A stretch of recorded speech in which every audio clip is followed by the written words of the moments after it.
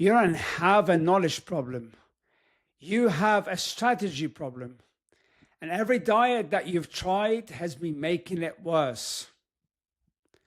You're elite at long-term thinking everywhere else in your life, except here. You don't think you're failing. You think you're missing one variable. Welcome back to Iron Suits, where strength wears the crown. I am your host, Marwan Killu. You're crushing it in the boardroom, closing deals that will make most people's heads spin, running meetings that actually matter, making decisions that move millions. But when you look in the mirror, that's a whole different story. And here's the thing that pisses you off the most. You know how to win. You build businesses. You've outlasted competitors. You've turned impossible situations into victories. So why the heck can you not see your abs? You've tried keto. You won full Atkins back in the day. Heck, maybe you even did that carnivore thing where you ate nothing but steak for 3 weeks and your wife wouldn't sit next to you anymore. That sounds a little bit like I did. And I'll show you guys a personal story later on in the episode. And yeah, maybe you lost a bit of weight for a minute. And then it came rolling back with interest like a loan shark from Brooklyn collecting what you owe, right? And here's what nobody's telling you. The diet is not the problem. You are solving the wrong problem. It's like showing up to a knife fight with a better knife when the real issue is that you're at a knife fight in the first place. So today we're going to blow up everything you think you know about fat loss. No coach speak, no journey bullshit.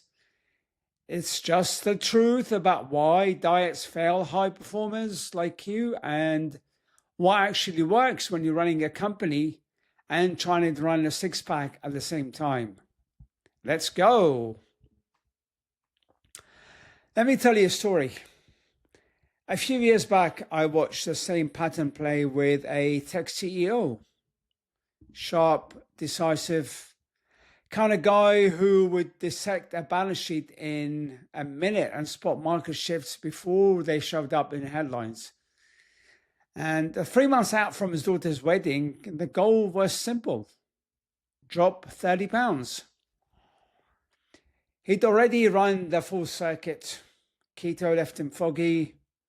Whole30 turned every business dinner into a negotiation. And at one point, he spent $2,000 on a juice cleanse that delivered nothing but temporary weight loss and expensive green bottles.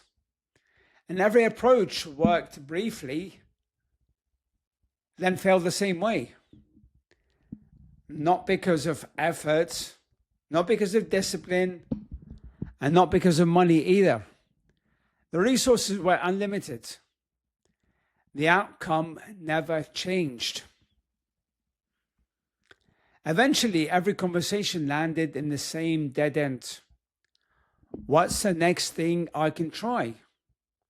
Wrong question. Because here's a truth bomb. Diets are built for the short-term thinking. Diets are built for short-term thinking, and they don't build empires with short-term thinking. Think about it. When you launched your business, did you look for the quick hack? The overnight success formula? No, because you know that's fantasy land. But somehow when it comes to your body, everyone is looking for the magic pill. The 30-day transformation, the secret that doctors don't want you to know. It's a band-aid on a bullet wound. You go on these extreme protocols, you cut out carbs, eliminate entire food groups, eat nothing but meat and butter. And sure, the scale moves. You feel like you're winning. But what happens when you land that deal and everyone wants to celebrate? When you're traveling for business and the hotel doesn't have your approved foods. When life, like actual life, shows up, you fall off hard. And then comes the real damage. You gain it all back. But now you've got interest to pay. And the interest rate is very high. Extra pounds that weren't there before. Plus, you feel like a failure. Like, if you can't even control what you eat, what does that say about you?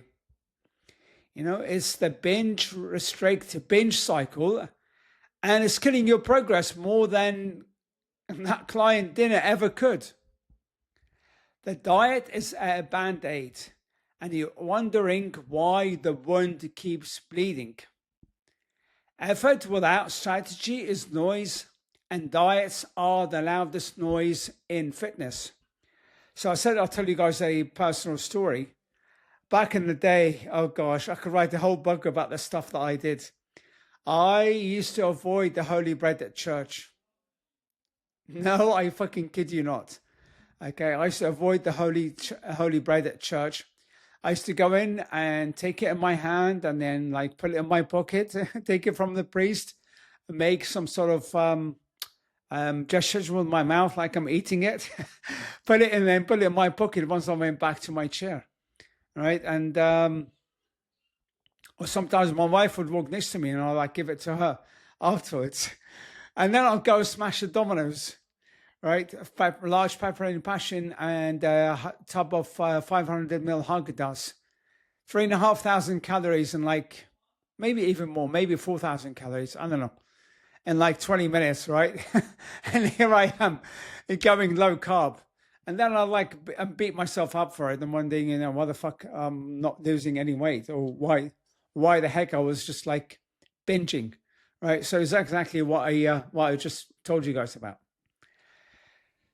So let me hit you with something that might sting a little, all right? So you used to getting results fast. You make decisions in the morning and by the afternoon, things are moving because that's how you operate, right? But your body doesn't work on quarterly earnings reports. And here's where most high performance actually trip up. You bring boardroom expectations to a biology game. You're not impatient. You're just used to environments where force works. Okay? These diets promise you the moon, lose 20 pounds in 30 days, get shredded by summer, transform your body in 6 weeks, right? Or lose 30 pounds in, I don't know, like 30 days, like extreme fat loss diets that I did before. That's another story for another day, all right? Actually, I'll tell you guys a quick thing about it. You might even seen it on my Facebook while I've spoken about it. It's basically so extreme, right? So like 5 days, it's 5 day cycle. So day one is cheat meal. You eat whatever you want. So I binge on like 6,000 calories a day. Wake up in the morning wondering, what can we eat today, right? Make sure everywhere is open. So it's Domino's, what's it called?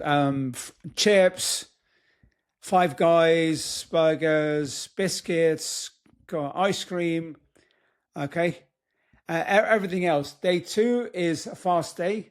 So day one, you do 3 workouts a day. You do cardio, you do fasted cardio, a weights workout, and you do a HIIT cardio.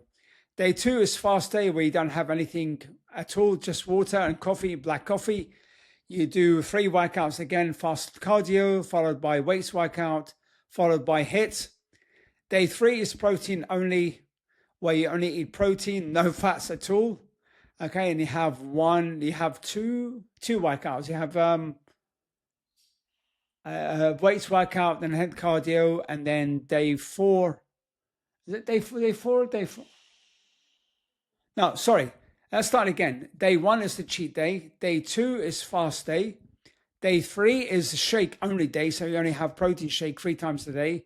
So that's like what, best part of 300 calories. Okay, you do 3 workouts again on day 3, 1 weights, 1 fasted cardio workout, and 1 hit. Day 4 is protein only, where you do only a weights workout and hit, and day 5 is moderate carb day. Right, and you just basically keep going. Again, that's 1 workout and 1 hit cardio, I think. Right, and just basically keep going. And yeah, you lose the weight, but like I said, interest comes back. And the interest rate is very high. Anyway, because you're wired, I digress. Because you're wired to hit aggressive targets, you go all in. Okay, it's that mindset. And here's what they don't tell you in the small print or fine print. When you lose weight that fast, you are not just losing weight. You're torching muscle, and muscle is your metabolic engine. It's what basically keeps you burning calories, right? Even when you're sitting in back-to-back Zoom calls, right? And you want to crash the weight off too fast, you just slow down your whole metabolism. Now, when you're burning fewer calories at rest, right, which means that you go back to normal eating, and you are going to go back to normal eating, the weight comes back faster than your last competitor. All right. Plus, you're running on fumes, brain fog, no energy, irritable as hell. I've had clients that, tell me that they closed deals on these extreme diets, but they couldn't remember half the meeting. Their assistants had to fill them in later. That's not performance.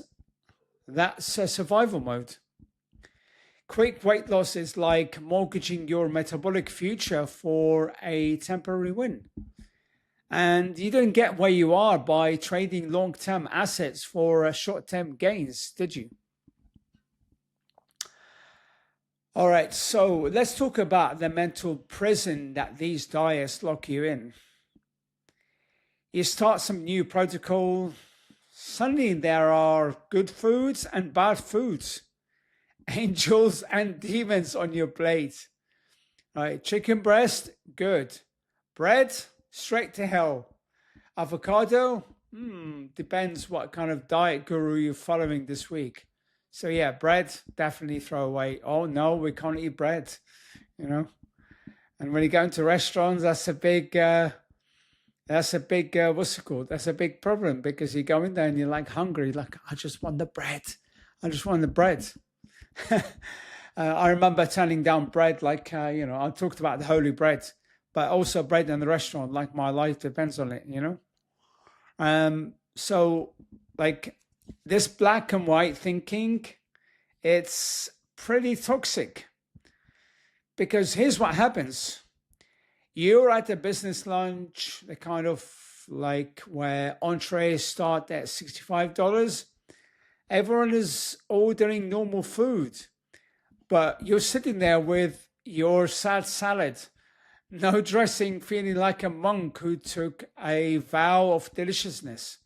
So I used to go into restaurants with my corporate job. We used to go out for lunch, and I'm just sitting there with a salad, and I bring in this ramekin of like I don't know what it was, maybe Italian dressing.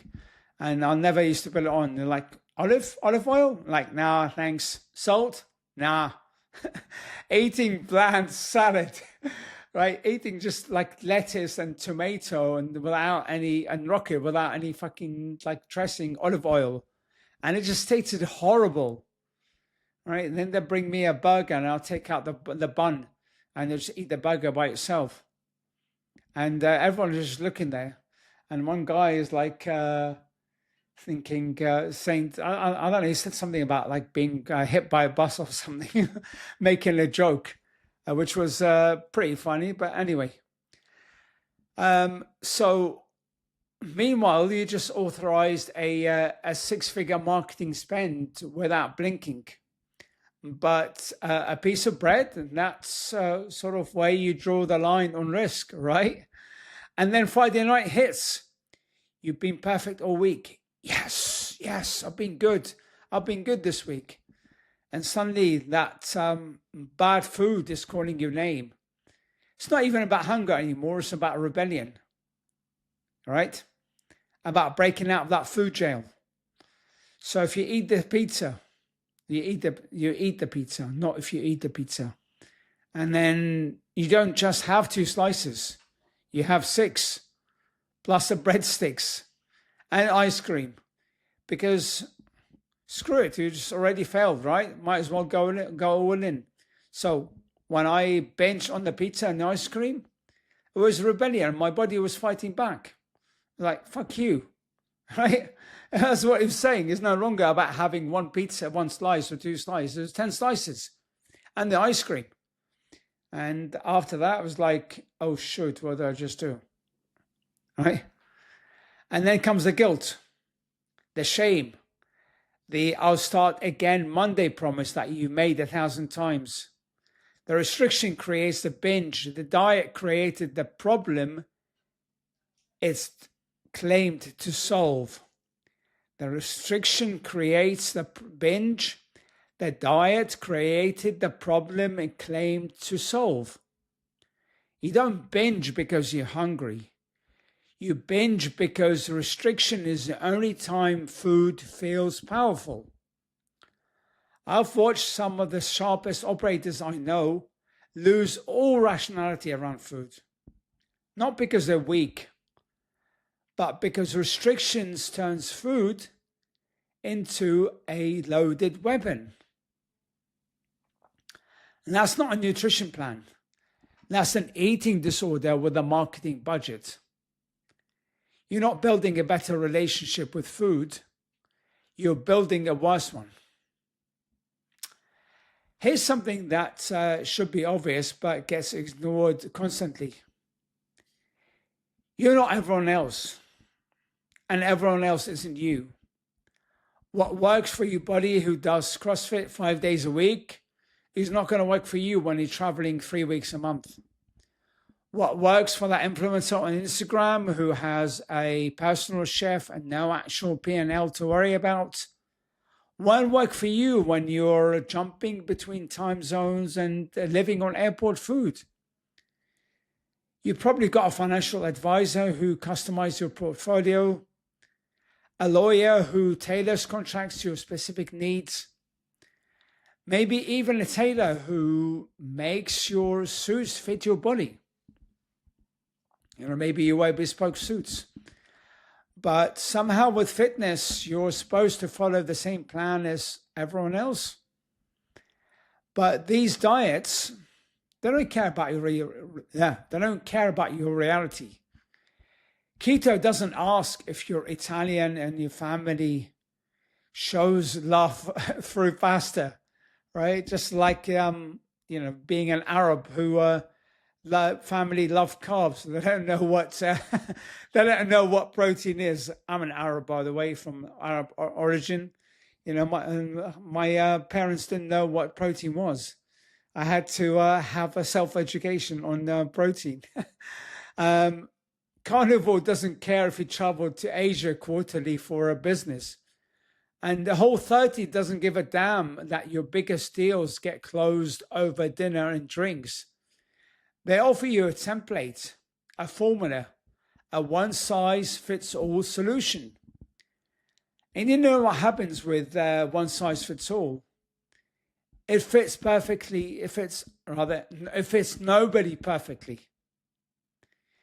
You got different stress levels than the next guy, different sleep patterns, different work demands, different genetics for crying out loud. Some guys do great on lower carbs.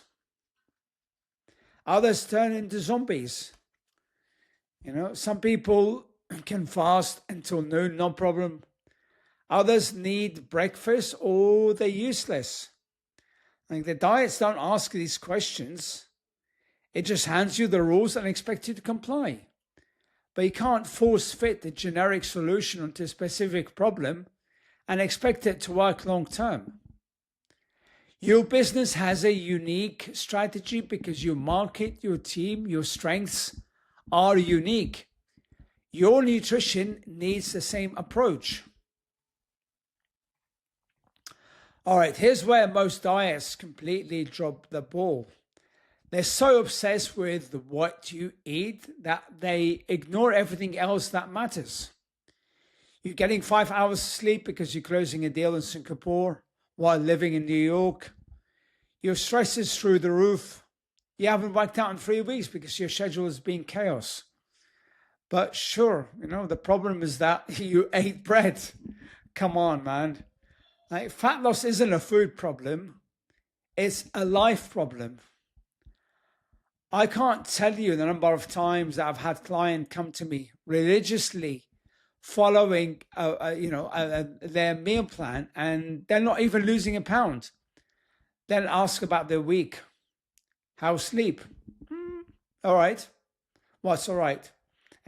4, maybe 5 hours. Stress levels? Normal. What's normal for you?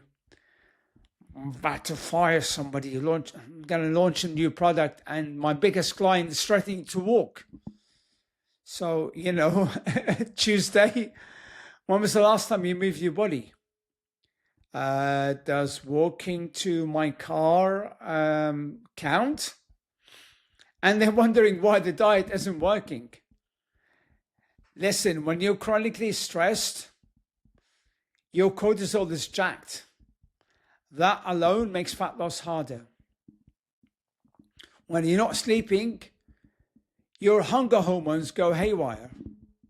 You crave sugar and carbs like crazy because your body is desperately looking for energy. When you're not moving, you're not building or maintaining a muscle, which means you're not maximizing your metabolic rate. The diet only looks at food, but fat loss happened in the context of your entire life. You can't out-diet a terrible sleep schedule. You can't out-diet chronic stress. You can't out-diet a sedentary lifestyle. The diet is trying to win the game while ignoring half the playing field. So now we get to the real issue, the one that nobody wants to talk about. Why are you overeating in the first place? And I'm not talking about because food tastes good, all right? I'm talking about the real reason. You're stressed and food is how you decompress. You're exhausted and sugar gives you that hit of energy. You feel out of control in other areas of your life, so controlling food or not controlling it gives you a sense of urgency, a sense of agency rather, not urgency. Right? Maybe you eat when you're bored. Maybe when you're anxious, when you're celebrating, when you're commiserating. Food isn't fuel for you. Food has so many meanings. It's a stress relief. It's a reward. It's punishment. It's therapy. And here's the kicker. The diet never addresses any of that. So maybe think about it this way. Maybe you were upset as a kid and your mom gave you a sweet, gave you a Kit Kat, gave you some food.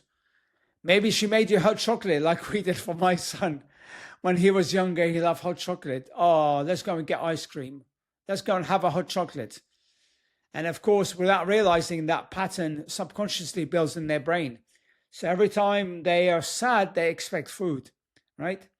But you've done it out of goodwill, right? You didn't do it badly because you wanted your kid to be fat. Your mom didn't do it because you wanted you to be fat. Hey?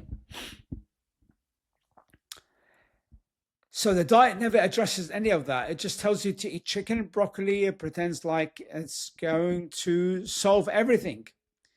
It's like you've got a leaky pipe flooding your basement and the diet solution is to mop faster. Right? You might keep up for a while, but eventually you're going to get tired of mopping. And when you do, the flood comes back worse than before. Right? Think about that Brooklyn loan shark. with the high interest rate. I've worked with guys who are absolute killers in business, ruthless negotiators, strategic geniuses. But food is where they lost the food is where they lose the plot, because they never dealt with the emotional eating, the stress eating, the I deserve this eating after a brutal week. The diet just slapped a restriction on top of dysfunction and hope for the best. You can't restriction your way out of an emotional problem. And until you address why you're overeating, no diet on earth is going to save you. You've got to get to the root of the problem. Okay, so enough with what doesn't work. Let's talk about what does. So first, stop looking for the perfect diet and start building a sustainable system. You need something that you can do when you're traveling, when you're stressed, when life throws you a curveball. If your plan falls apart in the second you leave your house, it's not a plan, it's a wish. Track your calories. I know, you're busy, don't have time for that. But guess what? You have time to scroll Instagram and check email 47 times a day. You have time to track. When you finish listening to this episode, go on your phone and look at your number of times that you've picked up your phone. You'll be surprised at the number. Right? And before you tell me, I get you busy, but also now with AI, hell, you can just take a picture and it'll tell you your portions and upload it straight onto the app. It literally takes 10 seconds, 20 seconds max to weigh your food and put it into the into the app. And no, you don't need to worry about what fucking type of banana it is. All right, just banana is just a banana. It's not about perfection, it's about control. All right. So this is why it matters. Because in business, right, what gets managed, what gets measured gets managed, right? I think, was it Peter Drucker that said this? Right? You can't manage what you don't measure. So you think you're eating clean and healthy, but those words mean nothing. You know, I've seen guys eating clean at 4,000 calories a day and wondering why the heck they can't lose weight. You know, the numbers don't lie. You track for 2 weeks and see what you're consuming and then adjust. Simple as that. Right? Second, you got to build muscle. I don't care how old you are or what shape you're in right now. Lifting weights is non-negotiable. Muscle is your metabolic insurance policy. The more you have, the more calories you burn just existing. Plus, when you're strong, you feel capable, confident, like you can handle whatever comes your way. You don't need to live in the gym, man. It's like 3 to 4 solid sessions a week and just focus on getting stronger over time. Progressive overload. That's it. Third, fix your environment. Stop relying on willpower. Willpower is a finite resource and yours is already depleted from making 600 decisions a day at work. Okay? If you don't want to eat junk at night, don't have junk in the house. If you do better with meal prep your meals. If eating out is sabotaging you, learn how to order strategically or use a meal prep company that tailors to your macros if you're that busy. Right? Your environment shapes your behavior more than motivation ever will. Fourth, you got to address the real cause, like I said earlier. If you're stress eating, then you need better stress management tools. Right? If you're using food as a reward, then you need other ways to celebrate wins. If you're eating because you're exhausted, you need to fix your sleep. The food is the symptom, so deal with the disease. And finally, give yourself permission to be human. You're not going to be perfect. You're not going to have, you are going to have business dinners. You're going to have celebrations. You're going to have days when everything goes sideways and pizza happens. That's fine. That's life. Okay. Not saying don't go out for dinners, don't have pizzas. On the contrary. But you got to understand that there's nothing like pizza is neither good or bad. It's just a number. Does it fit into my calorie budget today or does it not? Okay. That's all. There's nothing morally right or wrong but having pizza. It's as simple as that. You get given a budget every day. If you spend it, can you afford the pizza or can you not afford the pizza? Okay. My calorie budget is very high. I'm eating 3,300 calories a day. I can go and eat, probably a medium pizza every day and still have calories left over. I don't do that, but I'm just giving you an example. Okay. The difference between someone who gets results and someone who stays stuck is not perfection. I said that earlier. It's not about perfection. It's about control. Okay. It's consistency. It's getting back on track the next day without the guilt spiral. So my motto is,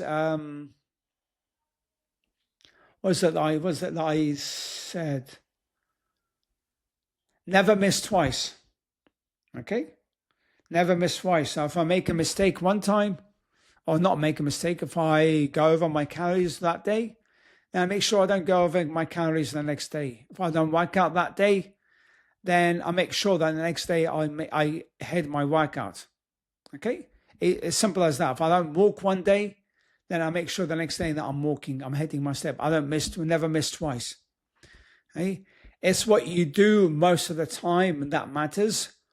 One meal is not going to make you fat, just like one workout doesn't make you fit. It's what you do most of the time that matters. Okay, so look, you didn't build your business by following some guru's blueprint. You figured out what worked for your situation, your market, your strengths. Your body deserves the same strategic approach. Stop chasing diets. Start building a system that fits your life. Because here's the truth. You can have the six-pack and the empire, but not by following somebody else's rules. You already know how to build systems that win. The only question is whether you're willing to apply that same standard to your body or keep pretending this is different. That's all I've got for now. It's time to go and watch my football game. Liverpool are playing, so I'm going to go and watch Liverpool. I hope this episode was helpful for you. Make sure to share it with another leader, because as iron sharpens iron, so one man sharpens another. And leave me a comment on iTunes, whether positive or negative, I don't care. Follow me on my socials, facebook.com, Marwan Killu, linkedin.com, Marwan Killu Fitness. Make sure you subscribe to the show so you get notification when the new episode goes live. And I'll catch you on the next episode. Take care. Have a